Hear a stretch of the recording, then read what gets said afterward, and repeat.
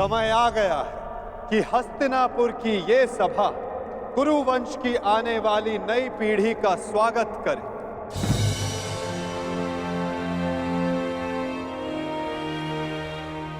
हस्तिनापुर के दो महारथी, दो युवराज।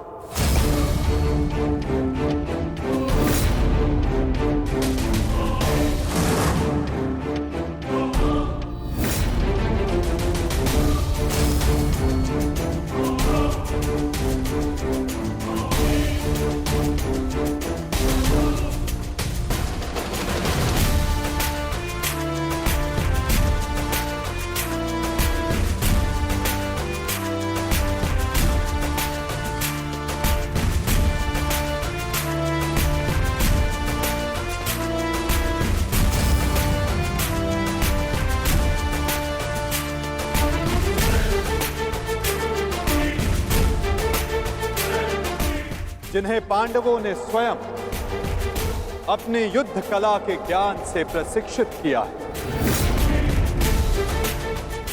जिन्हें महाधनुधर अर्जुन ने धनुर्विद्या सिखाई,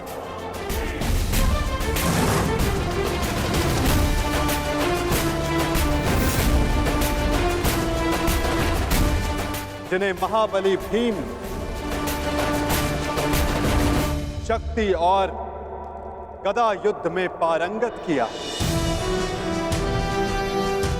जिन्हें नकुल सहदेव ने खड़ग युद्ध में प्रशिक्षित किया, जिन भावी सम्राटों को धर्मराज युधिष्ठिर भाले के प्रहार के साथ साथ धर्म के ज्ञान का आधार भी दिया है।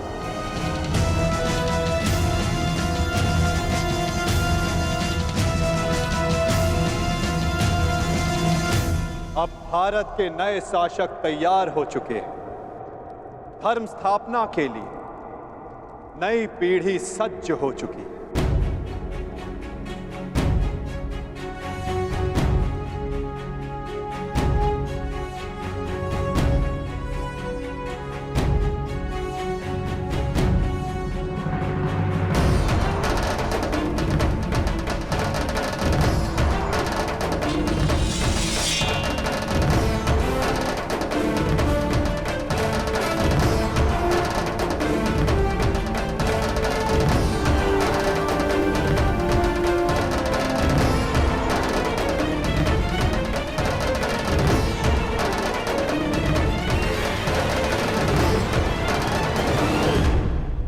तो स्वागत कीजिए अभिमन्यु पुत्र अर्जुन पौत्र युवराज परीक्षित का।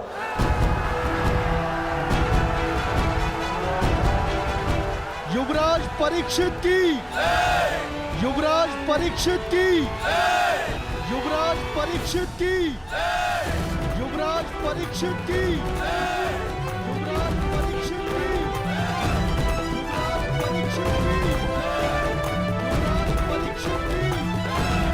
युवराज परीक्षित की।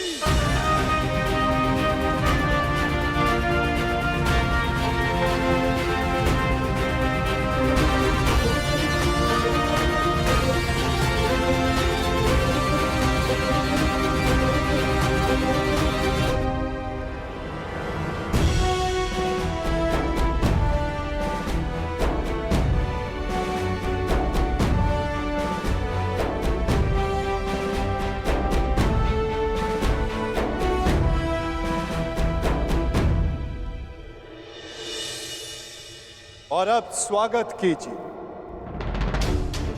राधे कर्ण पुत्र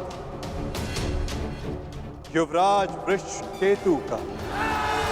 युवराज वृषकेतु की, युवराज वृषकेतु की, युवराज वृषकेतु की, युवराज वृषकेतु की, युवराज वृषकेतु की,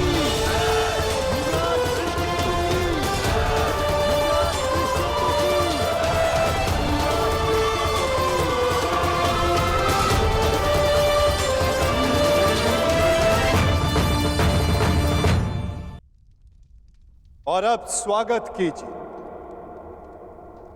राधे कर्ण पुत्र युवराज वृषकेतु का। युवराज वृषकेतु की, युवराज वृषकेतु की, युवराज वृषकेतु की, युवराज वृषकेतु की, युवराज वृषकेतु की, युवराज वृषकेतु की।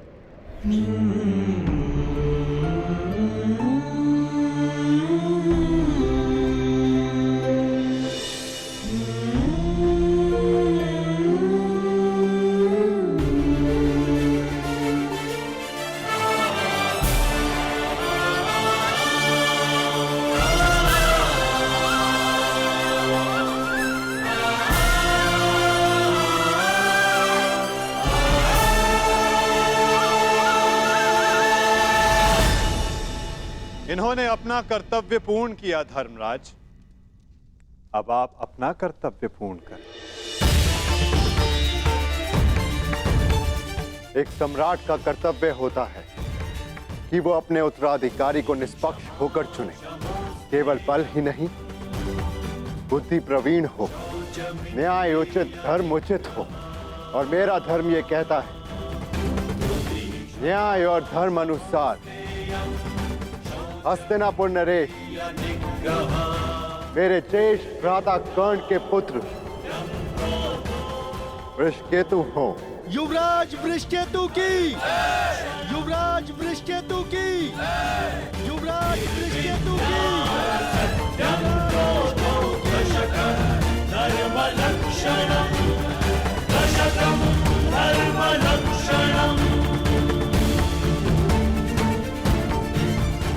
काकाश्री, मेरे लिए ये मान्य नहीं।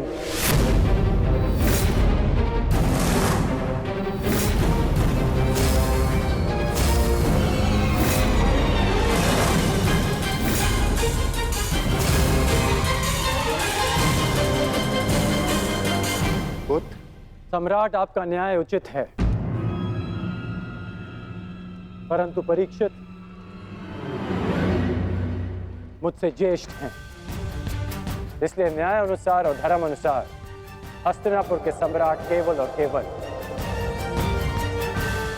परीक्षित ही होने चाहिए।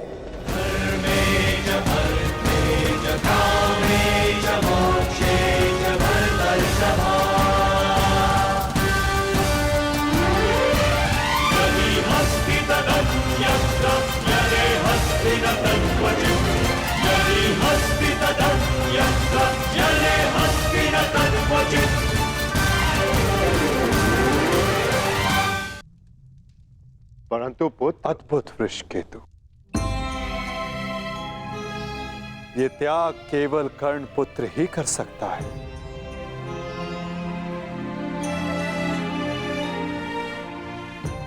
इस सभा ने छल देखा, बल देखा, नारी का दंभ भी देखा, और आज बंधु प्रेम और त्याग देख रहा है।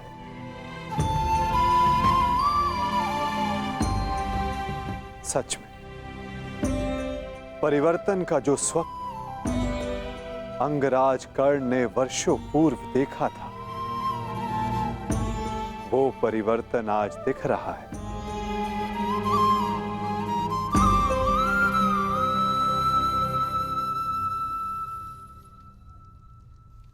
धर्मराज युधिष्ठिर को न्याय उचित घोषणा ही करनी चाहिए।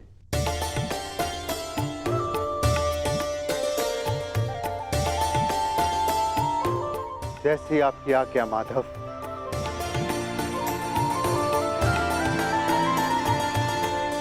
युवराज परीक्षित को हस्तिनापुर का सम्राट घोषित किया जाता है। युवराज परीक्षित की, युवराज परीक्षित की, युवराज परीक्षित की, युवराज परीक्षित की, युवराज परीक्षित की। परंतु ये अपूर्ण न्याय होगा। न्याय उचित यही होगा कि अंग पर ज्येष्ठ कर्ण के पश्चात अधिकार वृषकेतु का है और मैं वृषकेतु को अंग का नया राजा घोषित करता हूं। महाराज वृषकेतु की, महाराज वृषकेतु की, महाराज वृषकेतु की। और अंग के साथ साथ इंद्रप्रस्थ भी वृषकेतु के नियंत्रण में होगा। अंगराज वृषकेतु की, अंगराज वृषकेतु की, अंगराज वृषकेतु की।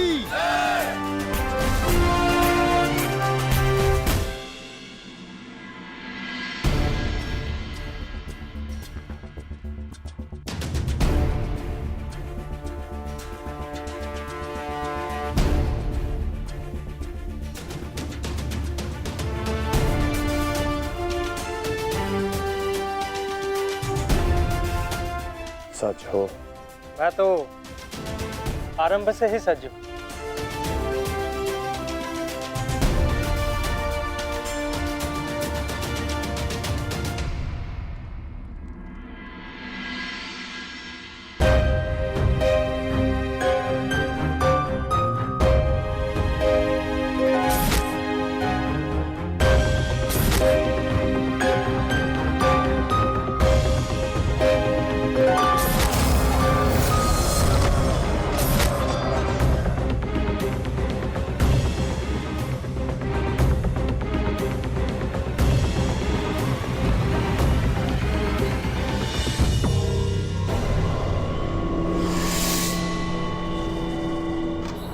माधव, मुझे जाना होगा पार्थ।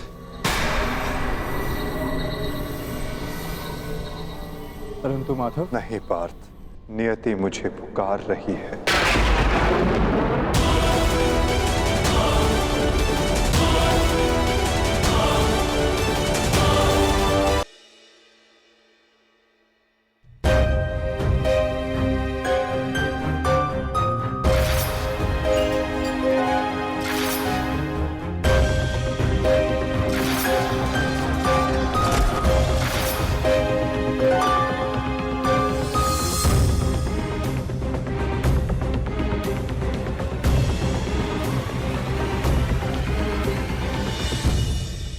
माधव, मुझे जाना होगा पार्थ।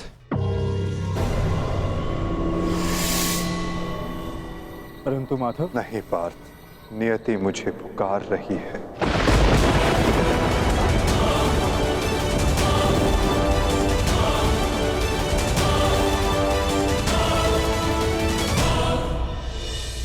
माधव,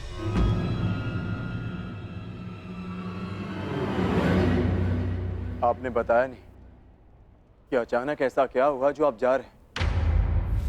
प्रथम बार आपके मुख पर यह पीड़ा देख रहा। यही तो जीवन है पार्थ। आनंद के साथ पीड़ा, अंधकार के साथ प्रकाश, उत्थान के साथ पतन और निर्माण के साथ विनाश कहीं ना कहीं जुड़ते ही हैं पार्थ। आज हस्तिनापुर में नया आरंभ हुआ है, परंतु मुझे जाना होगा पार्थ, ताकि मैं एक अंत को, एक विनाश को रोकने का प्रयास कर सकूं। तो फिर मुझे भी अपने साथ ले चलिए माधव। महाभारत में आपने मेरा मार्गदर्शन किया था और अब आपके मार्ग पर चलना मेरा अधिकार है।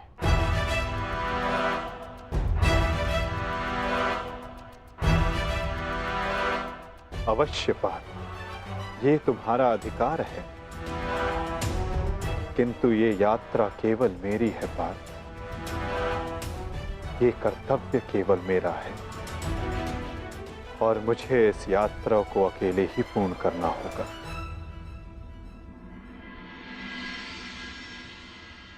अब मुझे जाना होगा पार्थ।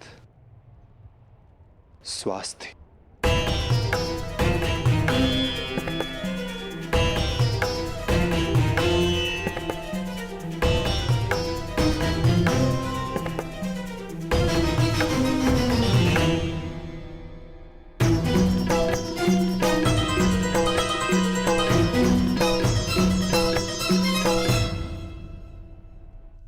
ये क्या कह रहे हो अर्जुन?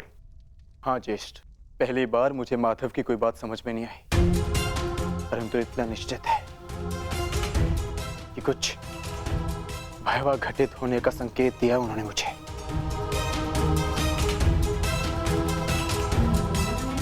मैं आपकी आज्ञा लेने आया हूं ज्येष्ठ। मुझे द्वारका जाना होगा।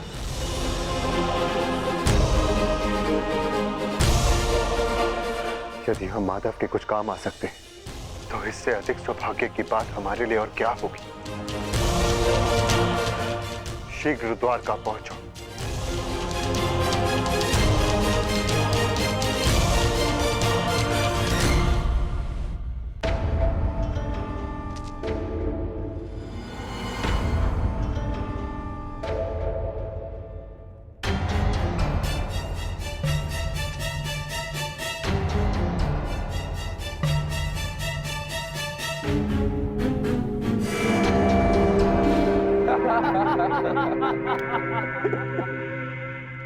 जन्मदिन की बधाई हो मित्र।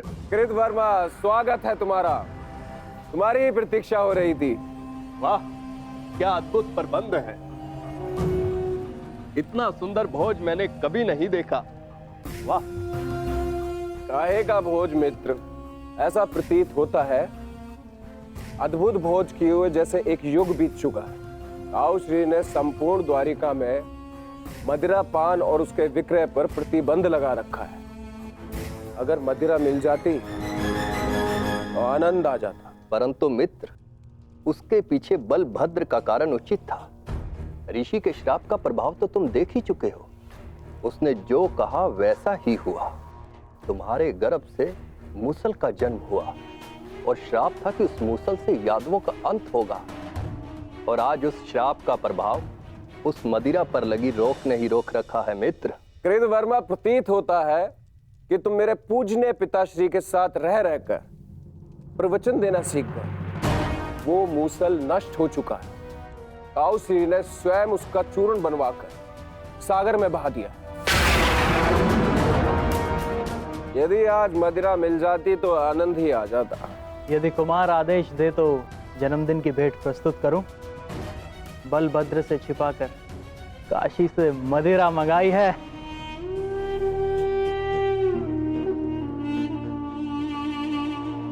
देखा कृतवर्मा, इसको कहते हैं जन्मदिन का उपहार। ये है मेरा सच्चा मित्र। आज मनेगा आनंद उत्सव।